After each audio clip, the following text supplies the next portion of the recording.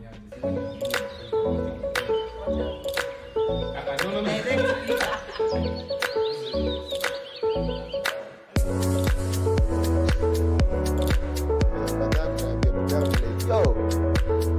was good in this. You saw it nikiwa class 3, uliona nikiwa class 1. Why didn't you give time and attention to that?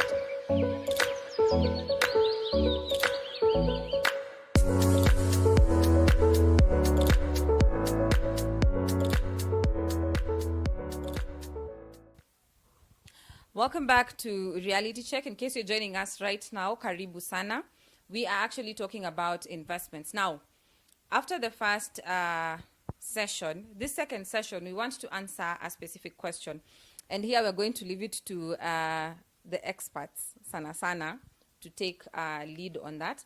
And the question is, so you have capital to start your business or to make an investment, or maybe you don't even have capital to invest in yourself or in your business. So what's next after that? How do you actually get into the world of investment? So I leave it to you. The floor is open. I think my first business was I got a camera. This camera whereby you'd, I don't know how you call it here, film. So what I did was that, because I was supposed to think entrepreneurship. So I just took the flash. Then I was given down payment. When I was given down payment, I came back to these guys, nikaambia picha zenu zimechomeka. So intakana nifanye nini? Niwapige tena. So already I was able to buy a film. So why did I do that? In order for you to go into business, we've talked about entrepreneurship. Entrepreneurship, number one is you must risk. Number two, you must also do what? Do the business. And then number three, you must ensure that you make profit. So I would advise the youth, if you go into this world with this mind, then you will be able to make business. I don't know, Daktari, what you think about this. That is a very good thought. I would only add another aspect to it, that in other aspects of life, generally people don't like this idea of risking. So if certainly you have not made up your mind for risking, then you cannot be a good investor. Secondly, it is always good not to duplicate what others are doing in investment. Try to do some sort of personal analysis, evaluation, that would more or less indicate to you the kind of the missing link or something that the clientele have not yet come across, and in that way you are likely to offer something new to the market that is around you, that you are targeting, so that you don't find that in a given locale there are about 100 shops, and whenever you are counting across, you find it is the same thing that is being offered in the market. So my advice is always for those who want to invest in this kind of in a business, for example, they better look out and survey the area and find out what's the thing that is missing that others have not yet thought about, so that they always could take that to that same market. In that way, they will be risking but also cushioning themselves a little bit for some sort of fallback position. Daktari, I fail to understand why the youth cannot go into business, because most of the time you're on social media. Why don't you come and take a picture of this and then say, this is my studio? Then you'd like to record things. That is number one. Why don't you go to Gikomba, take pictures of clothes, put online, I'm selling this cloth. Then if you get an order, rush to Gikomba, get that cloth and deliver it. You have made profit. So I fail to understand why you should just sit idle and say that manna is going to come from heaven. That is being innovative, creativity and innovative. So the youth must start up with that in order for them to make money. There's money outside here. Cheapen something.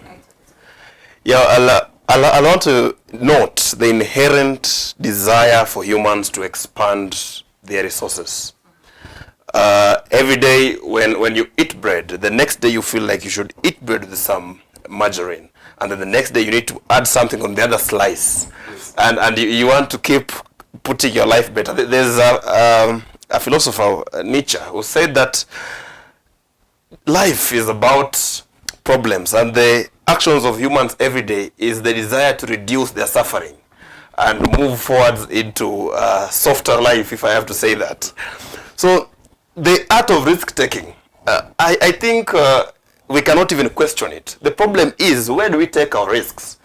The gambling industry is thriving in our country, and youth are risking their school fee in gambling. The youth are risking their upkeep money, their rent, in the hope that if they put it here, then if Cristiano Ronaldo scores a goal, then they are going to take double that money. Okay? So it means that we are ready to take risk. But where are we taking these risks? Where there's quick money. Yes, that's now the problem. We want quick money. And that's where I'd want to say that investment actually should be a culture. It should be a way of life. It should be something that is cultivated slowly by slowly. It should not be a rush. It's not a dive you're taking in the water. It's a slow, a slow swim. You take your breaststrokes, and finally you are at the end of the pool. Most definitely. Let me add to that, because when we talk about youths taking risks and investments and stuff like that, so I remember back when I was in uni, I know I've said this story like several times, but I'll still say it again. I started selling shoes with 0 shillings. 0 shillings. A friend of mine just sent me pictures of shoes, and I put it out to people, the pictures. Like, I have Ankara shoes, custom made. If you want them, order them. And in my head, the first orders were so nikajambia. I didn't like research on my market. I didn't. Mimi niliamka tu nikasema najua watu naweza uza viatu, And I got like a bulk. After I sold the first pair, the second pair, I took like I think 4, 5, 6 pairs, which I ended up giving them to charity later on because they never sold. I remember there was a time I was so frustrated when I was walking around the hostels. I went door to door. The first door I went, nauza viatu nini. Disappointment, I went the next door, nauza viatu if you're interested. Disappointment. I remember I cried, by the way. Nililia. And then my best friend was like, kuja nikushike mkono tunazunguka hizi hostel na zisipoenda tunaenda kupeana and we invest in something different, And I'm like, later on is when I came to realize that number one, you have not done your market analysis. Number two, you cannot go and sell a shoe at 2,500 shillings to someone who wears shoes worth 100 bob. Like, that is the other side of things that I didn't know. And I think that is what a lot of youths are like going through out here. We like go blindly into business because mimi nikifanya hivi nitapata do. But like you don't do market assessment sana and the risks there, and also the aspect of failure, which is something that is not being resilience now. And I think that Terry talked about it. Do your market research. Exactly. And you see, in entrepreneur, do your market research.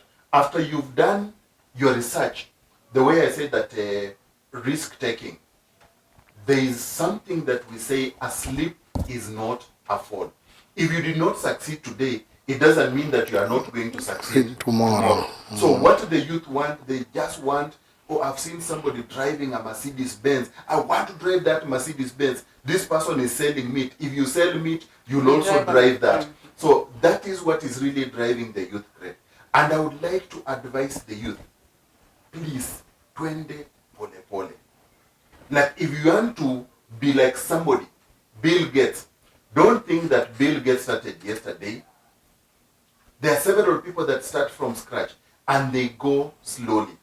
Make profit, invest, and that's how the youth are going to be what? They're going to be rich. In any case, when you look at it, it's very difficult to find situations where this idea of quick money, people have made it through that idea of quick money.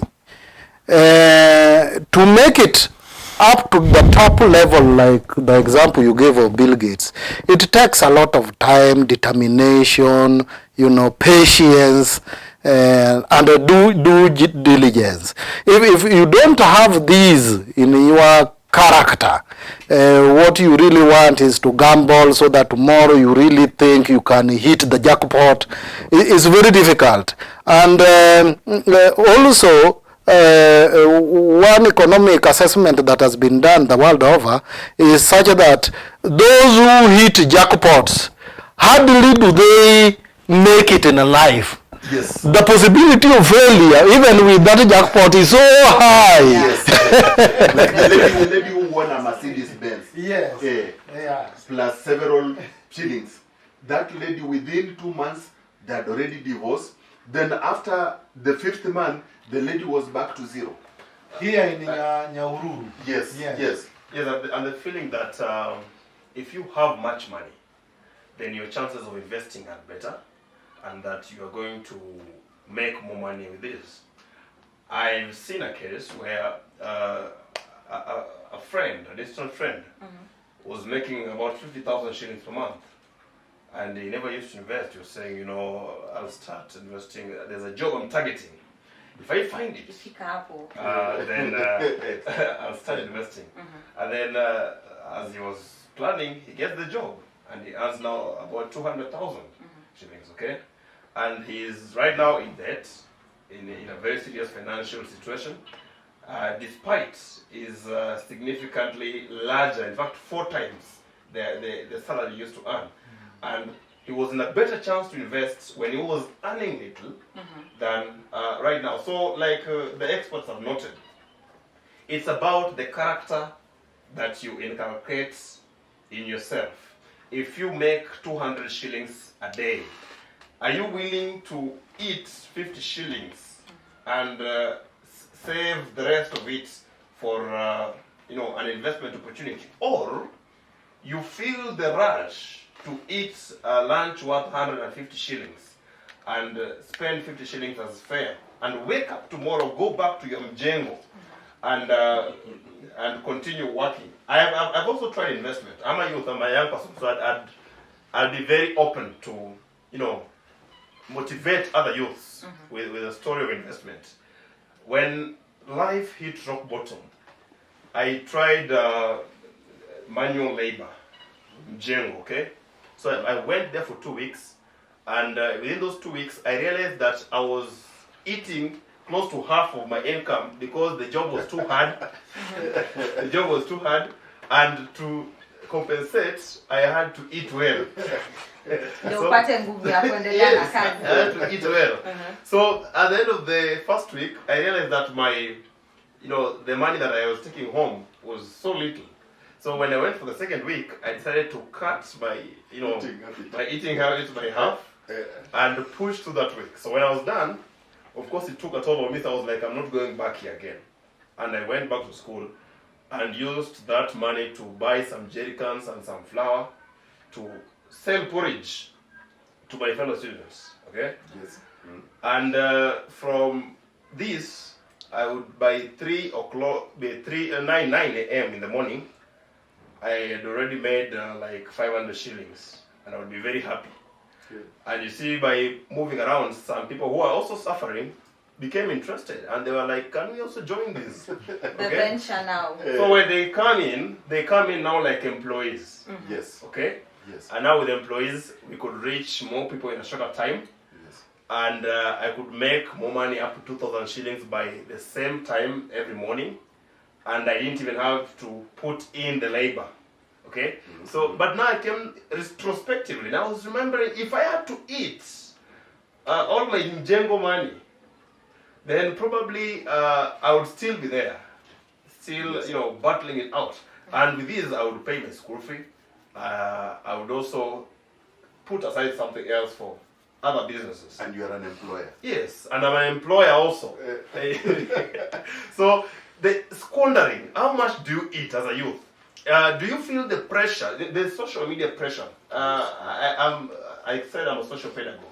So I also love researching on the social dynamics. The social media pressure is too much on the youth. If someone is watching this show, Tamara, today, and then they see Daktari's shirt, then tomorrow they feel that they also need to look like Daktari, you see? So that when they walk into a room, with these kind of shoes, then they are accorded the same amount of respect that Daktari was accorded in his shirt. And then when you get your salary, the first thing you do is you go for the car, which you don't need, Yes. just because it will make you have a social status that resembles another person. And the concern of comparison, comparing ourselves and our situations directly without analyzing the factors surrounding each person's life is very problematic, because you want to compete in buying sports cars with people whose parents have invested and have generational wealth, and at the end of the day, you live a miserly life, very frustrated, and you're suffering. Well, I think you've said too much, Mbaka. I've started questioning myself, especially kwa social media pressure, because sometimes sometimes you see someone with something and you're like, I need fare for next week, but Yes. also I need to invest money in this, but wacha ningoje kidogo, And then kuna hii kitu ya hii statement inatumikanga sana huku nje ya kuna pesa fulani nangojea, that is the thing. Kuna pesa fulani nangojea, hiyo deal ikiivana, then I'll start investing, hapo ndio penye nita invest nikifika, because earlier this year, as we wind up, I was working somewhere, and you get the money now yangu ilikuwa inaishia kwa fare kwa barabara, and the culture of saving has this thing whereby, okay, I'm not good at saving now, hapo tunajisema roho safi, but I am learning. Has this thing where even if you have 500 shillings remaining in a day, try and save maybe 70%, and because I'm not paying bills right now, try and save 70%, 20% use it for shere and whatever it is that you want to use, But at the end of it, I remember I got my check, and I'm like, now I want to invest in a certain business, But then again, I'm like, no, I have this and this amount of money, but I need this and this amount of money to actually invest. So I'm like, by the time we realize, the time imefika, timeline yenye nilikuwa ni invest, sibi nisha squander pesa, in the name of, if I look good and I go somewhere looking good, maybe I'll get an opportunity, and maybe I'll get money that will enable me to invest. And I think that is the place where, as youth sana, we fail, Opportunity cost. Exactly, exactly. Anyway, so I want to give you guys each a moment to actually wind up. You can give your final sentiments, advice, na wale kurusha manifesto pia warushe ndio tuende tupige kura. So yeah, can start from that. Yeah, thank you so much for the show. There are things that would they want to tell the youth. Youth, number one, you must be risk takers. Number two, you must go out. You'll not sit in the house and then money comes. Then number three, the little money that you get, please pay some tithe in a church somewhere, and then the rest you spend so that God will bless you and you'll make more money. Kuna biashara huku nje, youth, go for it. Thank you. Thank you very much for the show. And for the youth, I would say this. There's a basic principle in economics which says that you must distinguish between needs and wants. Wants are unlimited. And in today's world of social media, as the fellow panelists had already indicated, there's a lot of pressure on the youth. But before you do anything that you are being pressured on, it's always good to go back to the roots and make that clear distinction. You as a person, what are my needs vis-a-vis my wants. Thank you. Well, on that topic, I'd note that investing or saving, first of all, is not easy. In fact, when you're saving, you almost wish that the fancy hotels and nice places and nice things should not be around your vision, because they might confuse you. But all I can say is, if it were easy, everyone would be doing it. It is not easy, so you have to make that personal sacrifice to achieve it. And on top of that, I am also a politician, and in Langata, where I am contesting, we have a program that we have lined up. It's called the Youth Economic Guilds.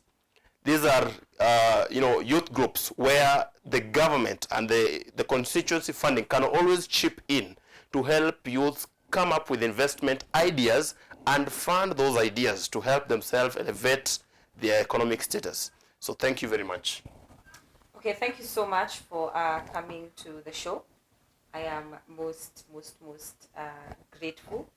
And to you, my dear viewer, my final sentiments to you is, let's try and learn or inculcate the culture of investing. It's something that can actually be learned. They say it takes 21 days for you to actually try and learn something, or 3 weeks for you to actually something to sink in you, or a habit.